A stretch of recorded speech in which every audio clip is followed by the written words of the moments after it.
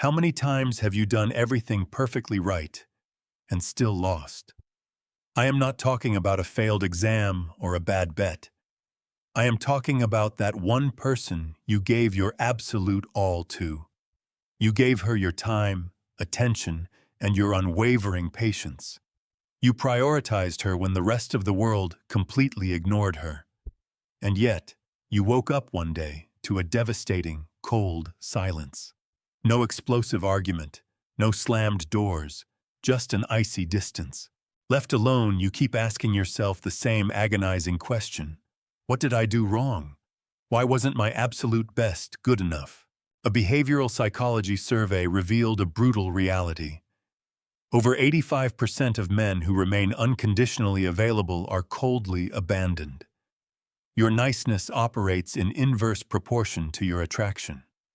Today, we are strip-mining romantic illusions, going back to the 15th century to dissect an ancient code of power by Niccolo Machiavelli. Emperors used it to control nations, but in relationships, it creates an unshakable boundary, ensuring you are never taken for granted. Activating this code requires a ruthless self-honesty most modern men lack. I will reveal the exact three-step execution framework later, but first, your current paradigm must break. Stay focused. What if the very traits you consider romantic virtues are actually killing her desire?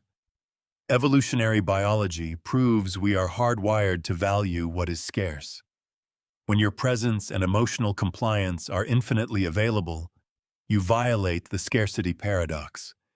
You stop being a prize. You become unnoticed air. This brings us to a harsh truth exposed by Alfred Adler. Extreme people-pleasing is not genuine generosity. Let's cut the crap. It is fear dressed up as virtue, an anxious terror of rejection masquerading as a good heart. You think you are being supportive, but your body language screams insecurity. Consider Alex. He restructures his entire life around Sophia's schedule, clearing his calendar the moment she hints at being free. Alex thinks he is the ultimate romantic, but to Sophia, this infinite availability feels heavy, stripping away the thrill of the chase. She sees a dependent boy rather than a powerful man. Attraction evaporates, and Alex gets trapped in the friend zone. To discover how to stop being a nice guy, you must master understanding female psychology at a biological level. Before we unlock the Machiavellian protocol to fix this, look at where you are right now. If you are tired of being the disposable option and are ready to claim absolute sovereignty over your emotional life, hit the subscribe button immediately. Do not delay your growth. Become part of this brotherhood before we close access to our premium frameworks. Why does your relentless pursuit of her affection consistently cause her to take 2 steps back every time you take 1 forward? The answer lies in Jack Brahm's law of psychological reactance. When humans sense their autonomy is restricted, the subconscious perceives it as a threat and pulls away. Pressure automatically manufactures rejection.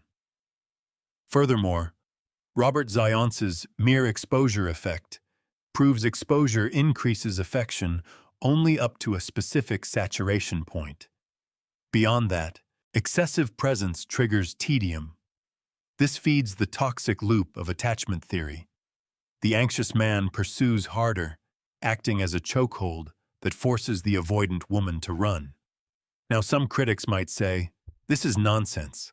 I'll just ignore her texts and act like a machine." Stop right there. Faking indifference is just cheap theater, and theater is exhausting. If your motivation is driven by a desperate need for validation, your anxious energy leaks through every calculated silence. You cannot fake a solid masculine core because true confidence doesn't perform. It simply exists. To achieve a real breakthrough in attraction psychology for men and succeed in overcoming the friend zone, stop manipulating external variables and start reconstructing your internal architecture. What if the secret to commanding absolute respect has nothing to do with romance and everything to do with political statecraft? It's time to close the loop on Niccolo Machiavelli. His thesis was simple.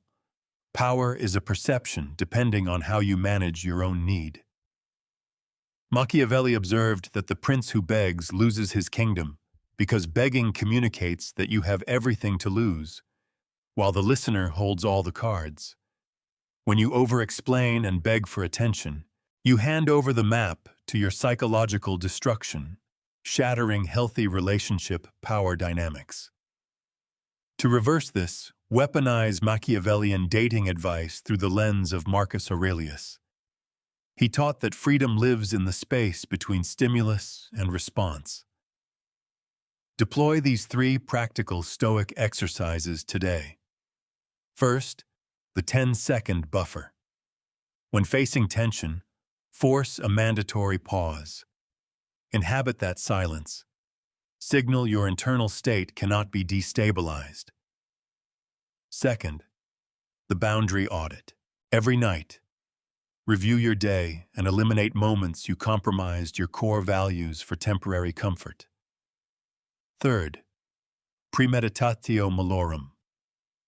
Mentally accept the worst-case scenario, her walking away.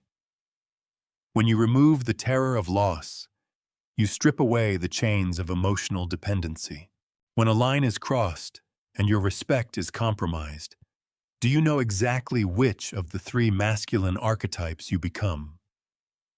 There are only 3 ways a man responds to disrespect. The first is explosion, anger, and drama.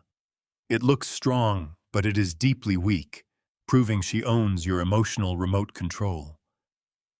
The second is resigned silence, swallowing the insult, pretending you are fine, and slowly corroding from the inside out while establishing a dangerous pattern of tolerance.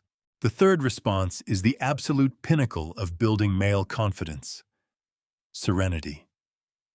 You state exactly what occurred without an ounce of emotional drama, without needing her validation, and with absolute clarity regarding unnegotiable consequences.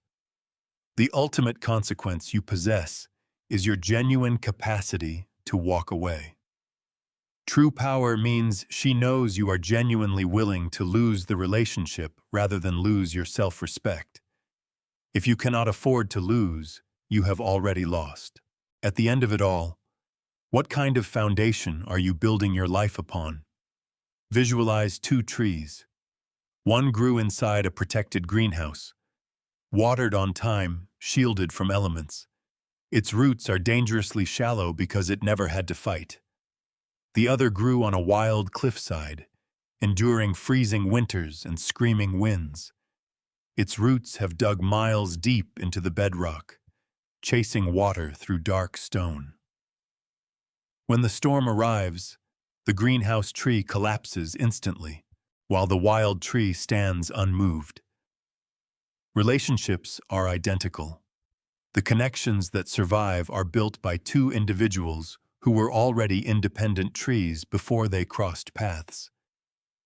Do not seek a woman to hold you upright because you are collapsing. Realize that the longest relationship you will ever have is with yourself. This is the core of Stoic dating advice for men. Stop building your existence around the desperate hope that someone will stay. Start building it around the absolute certainty that you will stay.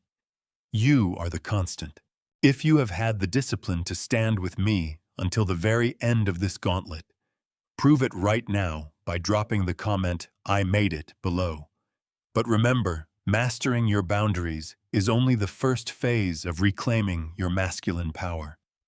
To understand how to instantly translate this unshakable inner authority into raw, physical attraction without ever speaking a single word, click on the video appearing on your screen right now. 5 hidden intimate zones she wants you to touch, and 99% of men fail to notice.